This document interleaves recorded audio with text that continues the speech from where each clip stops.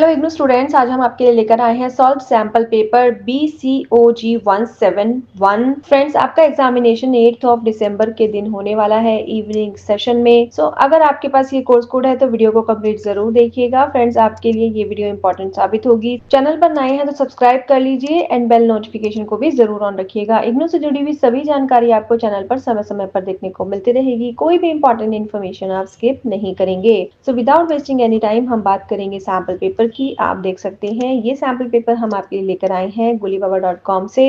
आपके सामने BCOG 171 आर्थिक सिद्धांत का सैंपल पेपर है। सॉल्व सैंपल पेपर हम आपके लिए लेकर आए हैं। ये सैंपल पेपर आप कहां से डाउनलोड कर सकते हैं वो भी हम आपको वीडियो में बताने वाले हैं। आप वीडियो को कंप्लीट जरूर देखिएगा। सभी क्वेश्चंस के साथ आपको डिटेल आंसर दिए गए हैं जिन्हें आप डेफिनेटली अपने लिए यूज कर सकते हैं या फिर आप इन आंसर्स को रेफरेंस के लिए भी यूज कर सकते हैं। हम यहाँ पर फ्रेंड्स क्वेश्चन डिस्कस करेंगे। व्यष्टि और समष्टि अर्थशास्त्र में क्या अंतर है? समष्टि अर्थशास्त्र एवं व्यष्टि अर्थशास्त्र शब्दों का उपयोग समुच्चयन के स्तर लेवल ऑफ एग्रेशन के संबंध में किया जाता है, अर्थात इस संबंध में कि आर्थिक विश्लेषण के अंतर्गत आर्थिक इकाइयां और चर किस सीमा तक पहुंच पाते हैं। एक और तो विश्लेषण के अंतर्गत केवल एक आर्थिक इकाई के व्यवहार और प्रतिक्रियाएं आ सकती हैं और दूसरे छोर पर इसके अंतर्गत समस्त अर्थव्यवस्था आ सकती है।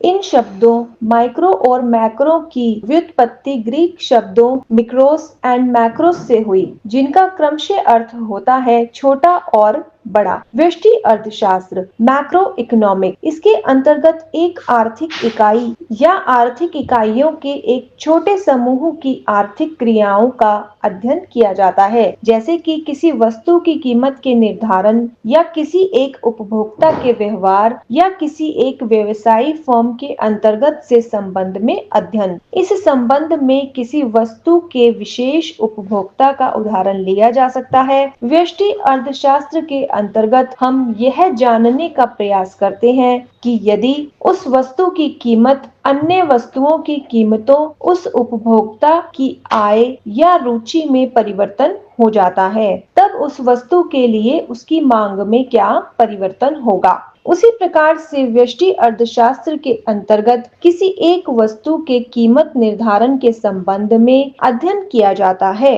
किसी उत्पादन के कारक की प्रति इकाई कीमत निर्धारण के संबंध में अध्ययन भी व्यष्टि अर्थशास्त्र का ही अंग है। अब बात करेंगे समष्टि अर्थशास्त्र मैक्रो इकोनॉमिक्स। इसके अंतर्गत समस्त अर्थव्यवस्था की विभिन्न आर्थिक क्रियाओं का सामूहिक रूप से अध्ययन किया जाता है। केनेथ ई बोल्डिंग के शब्द में समष्टि अर्थशास्त्र के अंतर्गत आर्थिक प्रणाली के वृहत समुच्चय और औसत आते हैं, पृथक पृथक इकाइयां नहीं। इसमें राष्ट्रीय आय, रोजगार, सामान्य कीमत स्तर, वस्तुओं और सेवाओं का क्षेत्रकों के बीच प्रवाह, कुल बचतें और निवेश आदि आर्थिक इकाइयों और चरों के समूहों का अध्ययन किया जाता है। समष्टि अर्थशास्त्र के विषय क्षेत्र के अंतर्गत समस्त क्षेत्रक आ जाते हैं। इस तरह से आप इस टॉपिक को एक्सप्लेन कर सकते हैं। फ्रेंड्स, आप ये पूरा PDF डाउनलोड कर सकते हैं gulibaba.com के ऑफिशियल टेलीग्राम चैनल से। टेलीग्राम चैनल का लिंक डिस्क्रिप्शन में दिया गया है, आप वहां से इसे ओपन कर सकते हैं, डाउनलोड कर प्रिंट भी कर सकते हैं।